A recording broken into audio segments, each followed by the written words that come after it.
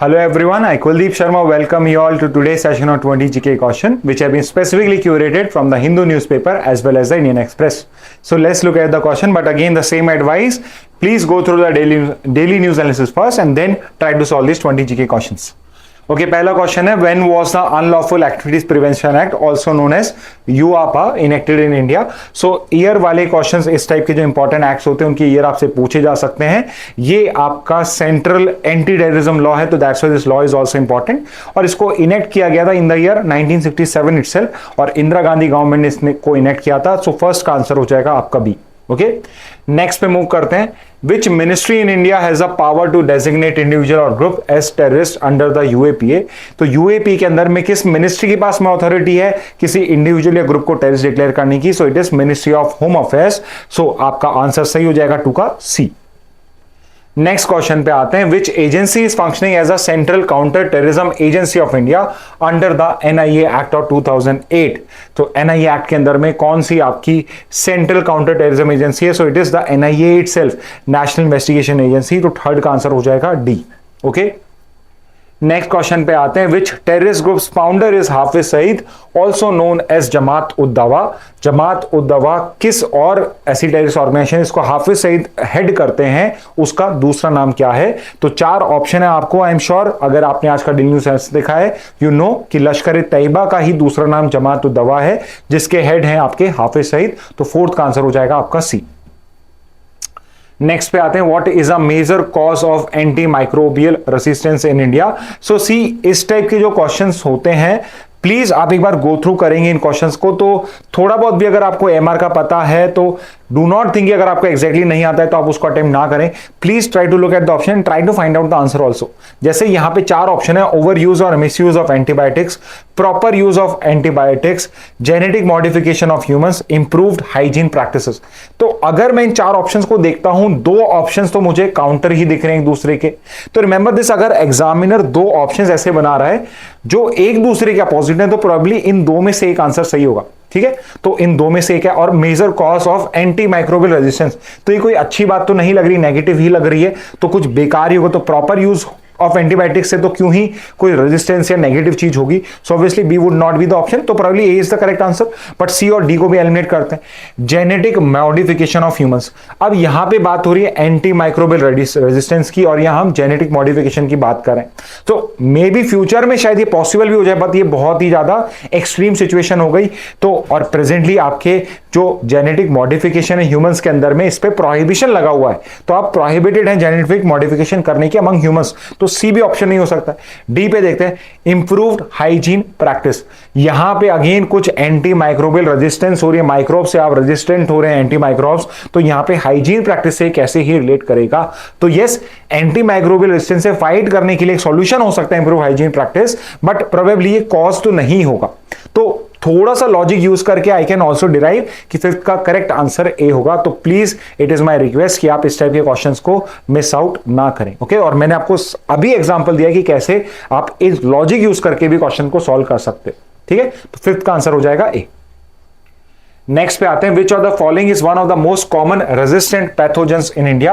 और कुछ आपके यहां पे anti micro not anti micros bacterias और वायरसेस मेंशन्ड है जो आपके बैक्टीरियल इन्फेक्शन या वायरल इन्फेक्शंस करते हैं। और सबसे ज्यादा मोस्ट कॉमन जो पैथोजन है जो इंडिया में या वर्ल्ड ओवर सबसे ज्यादा इन्फेक्शंस का रीजन बनता है या फिर फाइनली लाइफ थ्रेटनिंग इन्फेक्शंस का रीजन बनता है, वो है आपकी ई कॉली बैक्टीरिया, जो बहुत ही कॉमन बैक्टीरिया, एस्चेरिला कॉली इसका फुल नेम होता है। और 6th का आंसर हो जाएगा आपका B, because it's the most common pathogen.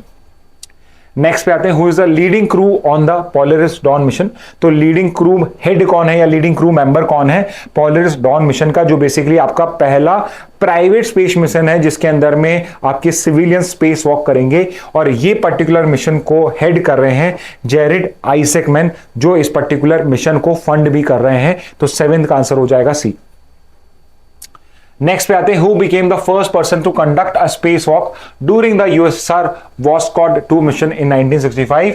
तो I have already told you, daily news health में हमने डिस्कस करा था कि मून लैंडिंग से पहले जो भी फर्स्ट इन स्पेस थे, जितने भी फर्स्ट इन स्पेस इंस्टांस थे, सब में USSR was the first one two do it. और यूएसएसआर ने वॉशकॉड 2 मिशन के अंदर में पहली बार स्पेस वॉक भी कराया था and the first astronaut space astronaut जिन्होंने 12 मिनट की स्पेस वॉक करी थी इट वाज एलेक्सी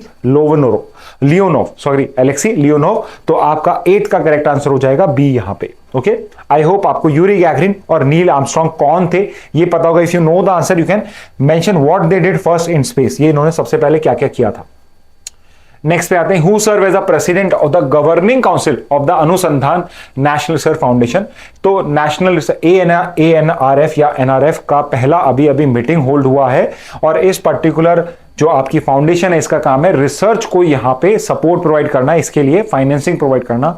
50,000 का इसका बजट है और इसकी जो गवर्निंग काउंसिल है इसको हेड करते हैं none other than your prime minister of India. So 9 का करेक्ट आंसर हो जाएगा आपका डी। नेक्स्ट क्वेश्चन पे आते हैं, which body was repealed by the Anusandhan national research foundation act of 2023।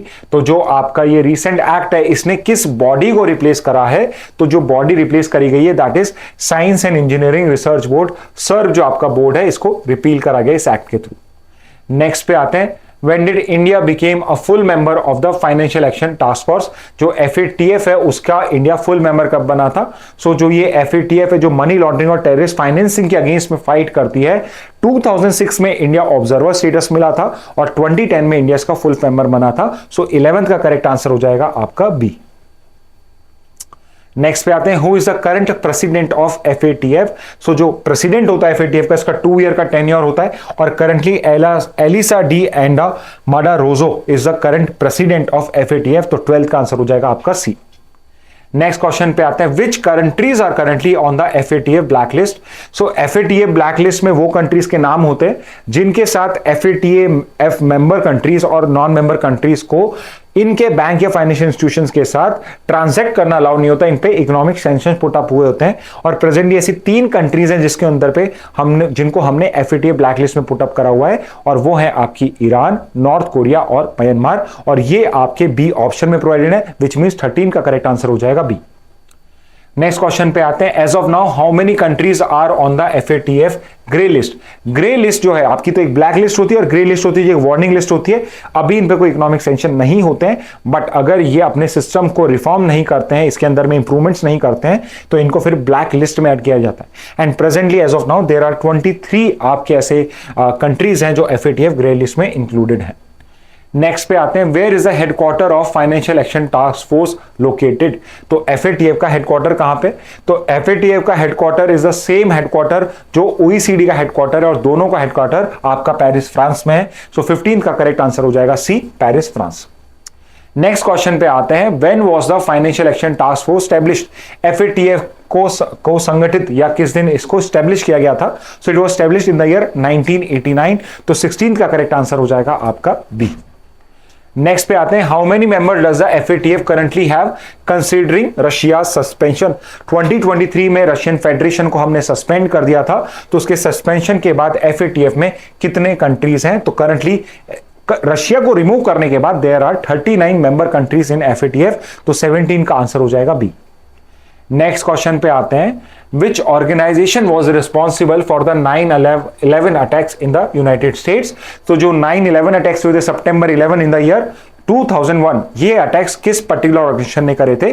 तो ये पर्टिकुलर अटैक से ये आपका जो अल-कायदा है, अल-कायदा जो आपका उसामा बिन लादेन ने फाउंड किया था और इसके हेड थे अंटिल हिज डेथ इन 2011, उनकी ये ऑर्गेनाइजेशन थी जिसने ये अटैक किए थे। तो 18 का आंसर हो जाएगा सी।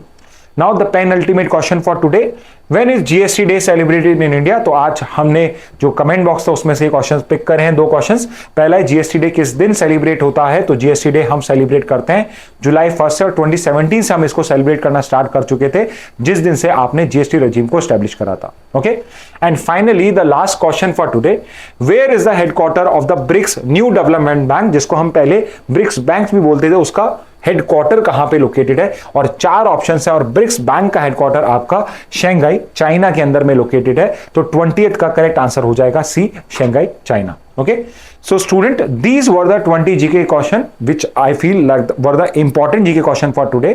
Again, if you have any doubts, if you have any feedback, you can mention in this particular comment box also. Okay, so that's it from my side. Thank you and have a very nice day.